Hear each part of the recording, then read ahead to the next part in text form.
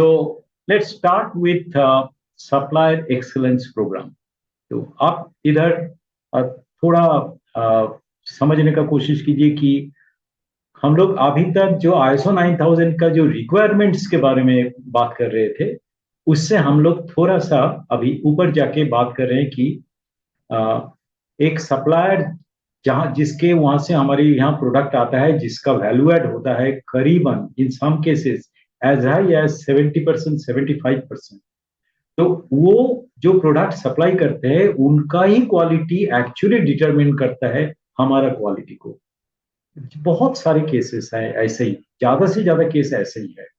तो shall we also not implement the concept of excellence in our organization as well as the organization of supplier? It is very important that we consider our supplier organization also for a simultaneous improvement. Otherwise आप देखोगे कि आप जो भी improvement initiative लो, उसका असर customer के वहां खास कुछ दिखाई नहीं देगा if the suppliers are also not taken in your stride of improvement journey. तो सप्लायर एक्सीलेंस प्रोग्राम क्या है, थोड़ा सा हम नजर डालेंगे ये 4 पॉइंट के ऊपर। Gaining the leverage through supplier excellence, relation between supplier and purchaser क्या होना चाहिए as the world class companies do. आज के दिन में सिनेरियो कैसे चेंज हो गया, पहले के जमाने में जब सप्लायर की तरफ दिखा जाता है उसके हिसाब से आज के दिन में लोग कैसे देखता है सप्लायर को। Example of supplier assurance program, एक बहुत जल्दी से मैं एक छोटा सा एक एग्जाम्पल दूंगा ईस्टमैन केमिकल से। I could have given other companies also but I thought that will be quite pertinent. So let us start with gaining the leverage. तो ये जो गेनिंग लिवरेज के बारे में बात कर रहे हैं, आप देखोगे इधर हम लोग एक इधर फलक्रम है और फलक्रम के दो साइड में एक है हमारा अप्रोच और एक साइड में है हमारा इम्पैक्ट।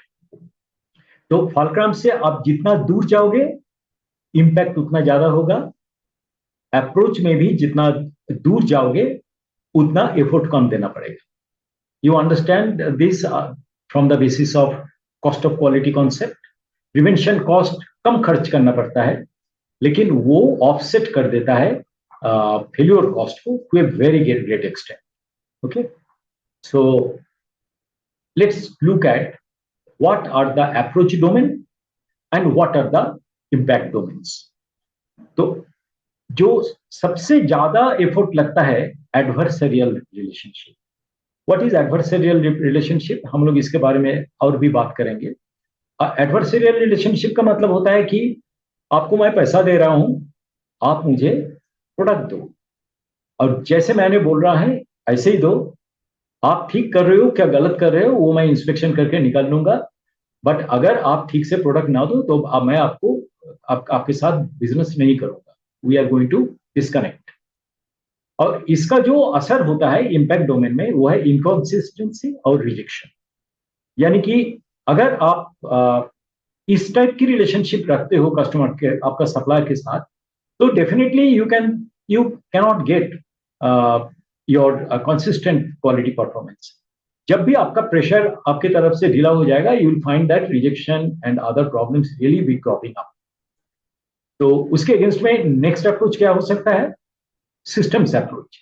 जैसे आप बोल रहे हो कि मैं आपको ISO 9001 सर्टिफिकेशन के लिए इंसिस्ट करता हूं, तो आप सिस्टम्स आप इंप्लीमेंट किया है क्या नहीं उसका डॉक्यूमेंट मुझे भेज दो, और हम लोग भी जाके चेक करेंगे कि ISO 9001 का डॉक्यूमेंट सिस्टम, या तो हमारा कंपनी के हिसाब से जो हमारा सिस्टम्स और भी कुछ सिस्टम एडेड पॉइंट हम लोग रखा है उसको आप इंप्लीमेंट करो। जैसे बजाज का वेंडर डेवलपमेंट प्रोग्राम है, ऐसे काफी सारे कंपनी का अपना अपना वेंडर डेवलपमेंट प्रोग्राम है, तो उसका सिस्टम डिफाइन किया हुआ है। तो उस हिसाब से हम लोग देखेंगे, आप अगर सेल्फ सर्टिफाइड हो तो उसके हिसाब से आपका जो इंस्पेक्शन है वो हो सकता है थोड़ा कम होगा।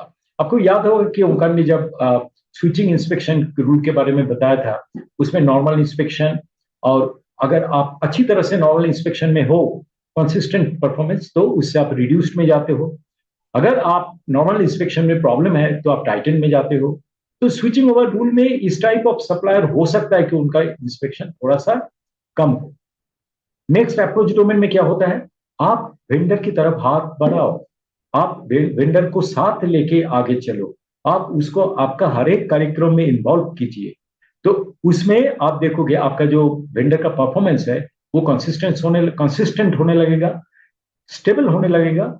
यानी कि जो आपको कंसिस्टेंसी मिल रहा है वो आप देखोगे कि ये ज्यादातर वो स्टेबल है, वो प्रॉप चेंज नहीं हो रहा है, स्टैटिस्टिकल स्टेबिलिटी का और बढ़ रहा है। तो यानी कि आपका उनका जो कैपेबिलिटी है वो भी बढ़ रहा है और इंप्रूवमेंट डेफिनेटली शो कर रहा है। इससे अगर आप सबसे जो बेस्ट अप्रोच है वो है पार्टनरशिप रिलेशनशिप, जिसको कहता है को मेकरशिप। तो मतलब वेंडर और आप दोनों एक ही स्ट्रेटेजी का हिस्सा हो, और वो स्ट्रेटेजी में आप और वेंडर दोनों बराबर का हिस्से में आप लोग पार्टिसिपेट कर रहे हो। तो इसमें आपका जो इंस्पेक्शन जो है वो नो इंस्पेक्शन में आ जाएगा और ब्रेक थ्रू भी हो सकता है। तो that is the advantage that you will be having, कि आपका जो इंस्पेक्शन ओवरहेड, आपका जो कॉस्ट एस्पेक्ट है वो काफी कम होने लगेगा। सो that is a direct reflection on a good partnership program with your vendor. So every other aspect for ISO 9001 all it is okay, that वो तो आपको करना ही पड़ेगा। But here what we are discussing about is that how do you really develop a quality brand supply की मदद से, जो कि आपका प्रॉफिटेबिलिटी को भी बढ़ा सकता है, business credibility in the eyes of customer भी बढ़ सकता है। So this is gaining the leverage, जिसके बारे में हम लोग अभी बात कर रहे हैं। गेनिंग द लिवरेज में हम लोग अभी दो अप्रोच के बारे में बताया। एक अप्रोच है जहां पर हम लोग बोला था कि एडवर्सरियल रिलेशनशिप, जहां पर फील्ड रिपेयर, रिप्लेसमेंट, ये सब में काफी सारे प्रॉब्लम होता है।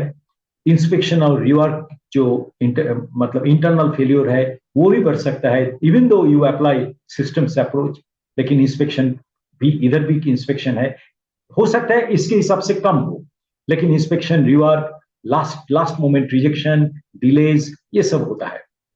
प्रिवेंशन बेस में जहां पर आप सप्लायर के साथ एक वेंडर डेवलपमेंट प्रोग्राम में आते हो, या तो आप उससे भी आगे जाते हो पार्टनरशिप प्रोग्राम, उधर आप design, failure mode effect analysis, fault tree analysis, ये सब करके सप्लायर का जो प्रोडक्ट सप्लाई करना है आपको, उनको वो स्टेज से ही आप उनको इन्वॉल्व करने लगते हो।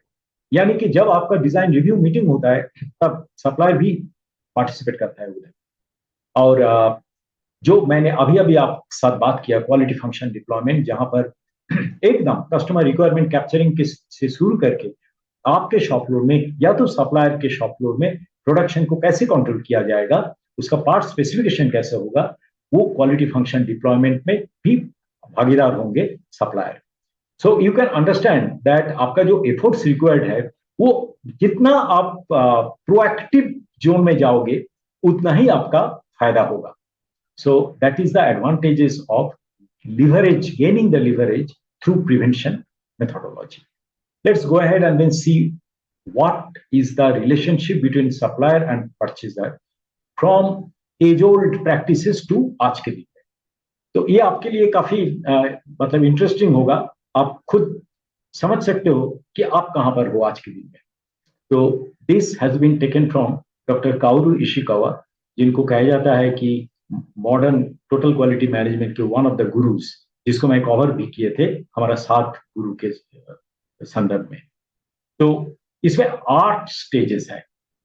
First stage, step number 1 is that nobody is doing anything and manufacturer means purchaser means you are doing 100% inspection of all the products. What is the second stage from there? You are not doing at manufacturing stage because of productivity loss. You are shifting that burden to inspection department. You have an inspection department जो कि 100% inspection कर रहा है। तीसरा stage में क्या हो रहा है, आप 100% इंस्पेक्शन कर रहे हो, और आप इंसिस्ट कर रहे हो as a part of adversarial relationship with your supplier कि आप भी 100% इंस्पेक्शन करो बिफोर डिस्पैच, तो दोनों का ही टाइम बर्बाद हो रहा है, दोनों का भी रिजेक्शन हो रहा है, कोई उसके ऊपर ध्यान नहीं दे रहा है, सिर्फ इंस्पेक्शन करके जो स्पेसिफिकेशन लिमिट का अंदर है वो प्रोडक्ट को आगे आगे फॉरवर्ड कर देने में ही सब व्यस्त है। फोर्थ स्टेज क्या है?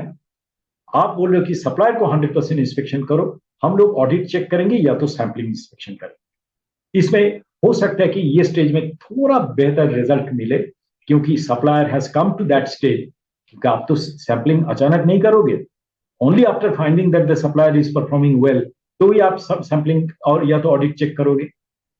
नेक्स्ट स्टेज, फिफ्थ स्टेज में सप्लायर मैन्युफैक्चरिंग में 100% इंस्पेक्शन कर रहा है और सप्लायर इंस्पेक्शन स्टेज में सैंपलिंग कर रहे हो और आप इंस्पेक्शन कर रहे हो इनकमिंग में सैंपलिंग या तो ऑडिट।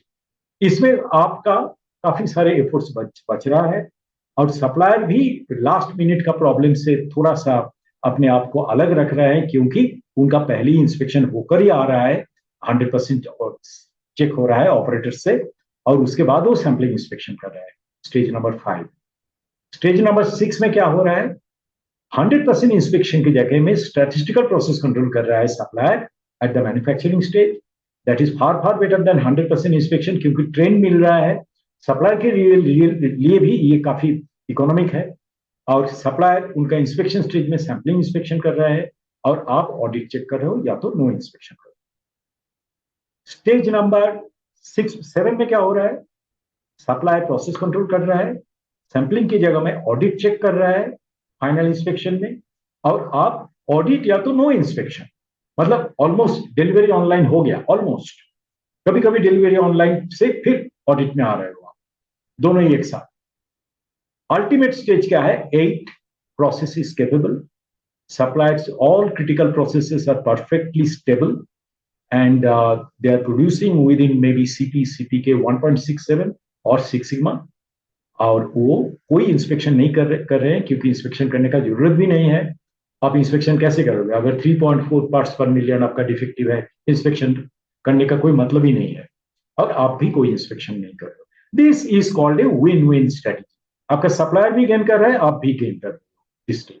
और ये स्टेज में supplier can come directly and has full right to deliver it online at the first stage of the manufacturing process. तो दैट इज वेरी गुड, आपका इन्वेंट्री भी कम हो गया।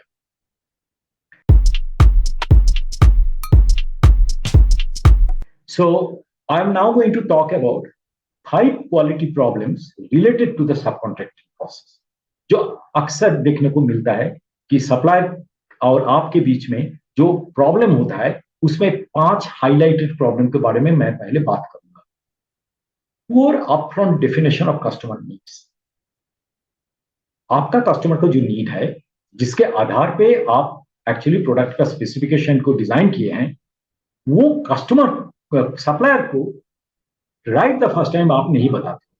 How many examples I have seen actually that in the midway you have found that the supplier actually is not really aware of the full range of the specification, और जो specification आपने दिया है उसमें कुछ क्रिटिकल पॉइंट मिस आउट हो गया है, या तो सप्लायर को आपने जो स्पेसिफिकेशन के बारे में बताया है वो स्पेसिफिकेशन ऐसा है customer supplier is not in a position to produce it right the first time, मतलब डिस्कशन नहीं हुआ, आपने भी नजर नहीं दिया। Second, incomplete evaluation criteria for awarding the contract. ये जल्दबाजी में आप अगर सप्लायर सिलेक्ट करते हो तो ये प्रॉब्लम होता है। तो लास्ट मिनट में आप जाके सप्लायर को सिलेक्ट करते हो, ज्यादातर ये भी सप्लायर का रिसोर्सेज है क्या नहीं ये पता किया आपने, उस कमिट किया कि हाँ सब आपको दे देंगे प्रोडक्ट जो चाहिए जितने नंबर में चाहिए, आपने बिल्कुल फिक्र नहीं किया उसके बाद कैपेसिटी है क्या नहीं, and then you have awarded the criteria without really looking into the full detail of the supplier capacity, capability, etc. So overemphasis on the price, maybe price के ऊपर आपने देखा और सोचा कि that is going to give you long term benefit, which is never, which actually never happens like that. Third, poor planning of the project activities. आपने जो project activity किया है उसको आपने फेज आउट आप फेज बाय फेज प्लानिंग ठीक से नहीं किया, और जो स्टेज में जो चाहिए उसके आधार पे आपने कस्टमर सप्लायर को आपने आपका जो रिक्वायरमेंट है उसको बताया नहीं, उसीलिए at a time actually supplier के ऊपर बहुत ज्यादा लोड आ गया, and he is not able to supply you properly, और you are not sure also कि कौन सी फेज में प्रोजेक्ट है, मुझे कौन सी मटेरियल चाहिए, कितने क्वांटिटी में चाहिए. That creates a lot of problem in production planning. Four, poor assimilation of necessary mid stream project changes. आपने देखा नहीं पहले से, या तो कस्टमर की वजह से बीच में आके आपने कुछ प्रोजेक्ट का कुछ चेंज हो गया, और वो आपने बीच में जाके जब सप्लायर ने प्रोडक्शन के बारे में वो रेडी हो रहे हैं या तो प्रोडक्शन में हाफ वे थ्रू है, तब जाके आपने कुछ चेंजेस को इनकॉर्पोरेट किया जो पहले हो जाना चाहिए था. तो ये केस में we are driven by problems और improvement needs realise during the project phase. तो इसमें हमें प्रिवेंटिव होना चाहिए, because normally suppliers are two categories, one small supplier, another large supplier. Large suppliers normally do not care much. They would be supplying you after the initial understanding is clear, and they won't bother to entertain you much. Actually, it is the small suppliers who suffers a lot. So we have to really think about our customers, and then based on their requirement, we have to really communicate to the supplier so that this kind of situation, if unavoidable, yes, that is a different thing. Otherwise, we should try to avoid this. And the last point is metrics and rewards driving the wrong performance. कई बार ऐसा होता है कि हम लोग जो reward point के आधार पे हम लोग रिवार्ड देते हैं, वो अपना परफॉर्मेंस अप्रेजल में भी देखिए और सप्लायर को अवॉर्ड करने की टाइम में भी देखिए. अगर सप्लायर मानी कि सबसे कम प्राइस में प्रोडक्ट आपको भेजा है with some problems, without any guarantee of long term business, so if we reward that kind of supplier and foregoing that the guy who is making a modest money, but really never compromise with the quality and the timeliness of the product, so he will be getting a very bad lesson from this. So first make clear your perspective before you really get into the supplier vendor-vendee relationship. So changed scenario क्या है? Change scenario जैसे मैंने बोला कि in the approach domain, co-maker, you and your supplier both are producing simultaneously to cater to the need of the customer. So if that is the approach, then in resource planning, in business planning, in product planning, the supplier should be with us. So think about that kind of scenario where you and your supplier both are growing, win-win situation. So whatever improvement initiative etc you are taking, आपका vendor भी आपके साथ में है. So they are co-producer, they are partners in profit. अगर आप मुनाफा कर रहे हो, आप ग्रो कर रहे हो, आपका सप्लाई भी ग्रो कर रहा है, that is very good actually. हो सकता है कि आपका ज्यादा से ज्यादा बाई स्ट्रैटेजी जो वैल्यू एडेड प्रोसेस है वो आप आपके साथ रखो, जो प्रीमियम वैल्यू एडेड प्रोसेस है, बाकी सब आप डेलीगेट कर दो to supplier if he is trustworthy. And trust रातों रात तो नहीं होता है. It happens over a period of time. So your business partners will not be the best if you bid down the price so much that the supplier are unable to invest in improvements. But they are there to make money, right? So they have to be, their profit has to be taken care of. Not that you take out every ounce of their profit and then leave very little for them so that they cannot really reinvest, roll their business and then grow. They are also aspirant of the growth. Withhold on capacity plans. आप capacity plan नहीं दे रहे हो. Why? Because you are thinking that if I share the capacity plan, वो discontented हो जाएगा, dissatisfied हो जाएगा if you do not award the business. If you are transparent enough, you can explain them. If you don't award, that why you have not awarded. Product plans आपने withhold करके रखा, demand forecast भी आपने withhold कर रखे रखा, resulting delay in designing, buying, building and shipping. Fail to specify requirements clear. हमने हमारा जो रिक्वायरमेंट है उसको जैसे मैंने पहले बोला, you have not been able to specify it clear. Your business partners will not be the best if you fail to share your knowledge on best practices. So it is very good that if you have learned about best practices, you share the same thing with your supplier also, so that he also understands the modern methodology of control at an economic cost. And then spend your energy in the search for new supplier, resulting continual succession of startups. Same thing is applicable for employees also, same thing is applicable for supplier also. It takes so much time to develop a good relationship. It takes so much time to develop a supplier. And at the last minute, if we really come up with a methodology that he is not, cost worthy, so let's get rid of him. It is very costly, expensive for you. So मैं आपके साथ एक छोटा सा supplier excellence program को share करूंगा before we break for tea. Is that Eastman chemical, जिसके बारे में मैंने टीपीएम का प्रोग्राम में आपको मैंने शेयर किए थे, ये कंपनी के बारे में, जो मैल्कॉम मोल्ड्रिज अवार्ड मिला था इनको, जब हम लोग उनका सीईओ पूरा दिन हमारे साथ बिताए थे. तो इन्होंने जो एक्सेलेंस प्रोग्राम शेयर किए थे वो अभी भी बरकरार है लगभग. The goal of ESEP, Eastman Chemical Supplier Excellence Program, is to provide a continuous improvement process by which the highest quality and best value material, equipment and services are supplied to Eastman Chemical. इनका एक policy था उस time में. वो क्या है कि Eastman chemical, उनका गोल है to provide a continuous improvement process. एक लगातार जो इंप्रूवमेंट प्रोसेस सप्लायर के साथ किया जाएगा, टू बाय व्हिच वो हाईएस्ट क्वालिटी और best value material. Best value का मतलब तो आप सबको समझ में आया होगा कि we have been discussing about value from the first lesson of lean. Equipment and services are supplied to Eastman chemical. तो वैल्यू के अंदर सब कुछ आ जाता है अपार्ट फ्रॉम क्वालिटी. प्रिंसिपल्स में एक प्रिंसिपल मैंने ले रहा हूं इधर, वो है partnership. Build long term relationship with customers and supplier.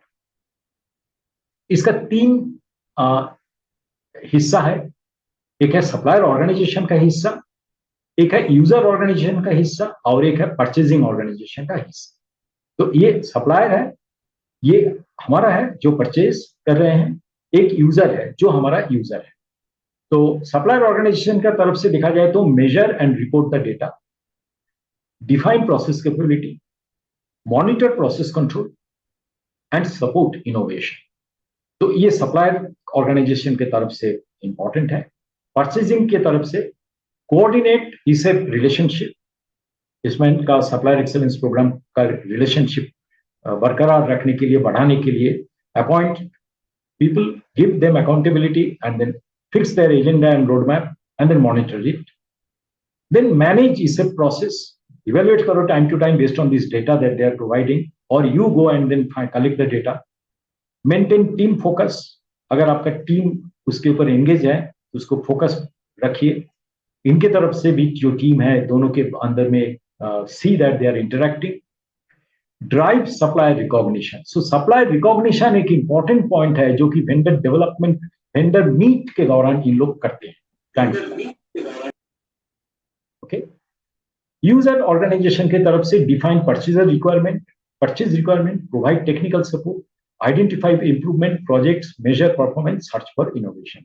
So I'll skip this part because our main goal is really this: improve quality and cost, achieve process and product control, develop and recognize suppliers. एक छोटा सा एक slide है, इसको share करता हूं. This is for equipment purchase, not for regular supplier, particularly for equipment purchase. आप अगर कोई मशीन खरीदते हो या तो इक्विपमेंट खरीदते हो कोई सप्लायर के सामने से, आपको याद रखना चाहिए कि जो प्राइस आप पे करते हो वो प्राइस का 3 हिस्सा है. हम लोग नॉर्मली इसके ऊपर ध्यान देते हैं, ये दोनों को हम लोग भूल जाते हैं. तो प्रोक्योरमेंट कॉस्ट जो आप प्राइस पे करते हो, उसमें जो प्रोडक्ट डेवलप करते हैं तो उसका R&D कॉस्ट होता है, डिजाइन कॉस्ट होता है, प्रोडक्शन कॉस्ट होता है, डिलीवरी कॉस्ट होता है. उसके आधार पे वो प्राइस को सिलेक्ट करते हैं. अगर मानिए कि उन्होंने R&D के ऊपर या तो डिजाइन के ऊपर ज्यादा खर्चा ही नहीं किया, सिंपली प्रोडक्शन और डिलीवरी के ऊपर खर्चा किया, तो आप समझ सकते हैं कि उनका जो प्रोडक्ट है शायद उसका क्रेडिबिलिटी उतना अच्छा नहीं रहेगा और वो आपको शायद लो प्राइस कोट कर सकता है. तो ऐसा एक प्रोडक्ट ले लिया आपने, लेकिन आपको सोचना चाहिए आपका जो यूज इन कॉस्ट है वो प्रोडक्ट यूज करने के टाइम में उसमें आपको क्या क्या और ज्यादा खर्चा हो रहा है। ऑपरेशन कॉस्ट का एक बहुत अच्छा एग्जांपल एक्चुअली फोटोकॉपी मशीन। तो फोटोकॉपी मशीन का ऑपरेशन कॉस्ट बहुत ज्यादा हो जाता है if the machine is not good. Repair cost अगर ब्रेकडाउन में है तो, training cost for the operative अगर ये बहुत कॉम्प्लिकेटेड मशीन है तो, मेंटेनेंस कॉस्ट उसको बार बार ब्रेकडाउन से रिस्टोर करने के लिए, डॉक्यूमेंटेशन कॉस्ट अगर इसके साथ अगर आपको डॉक्यूमेंट भी मेंटेन करना पड़ता है वगैरह तो कॉस्ट बढ़ जाता है। और अगर वो टेक्नोलॉजी ऐसा है कि 2 साल में ही वो खराब हो गया, मतलब चेंज हो गया, तो आपको दूसरा इक्विपमेंट खरीदना पड़ेगा। So always remember that for buying anything from A supplier you have to think about all the three: procurement cost, use in cost and the phase out cost.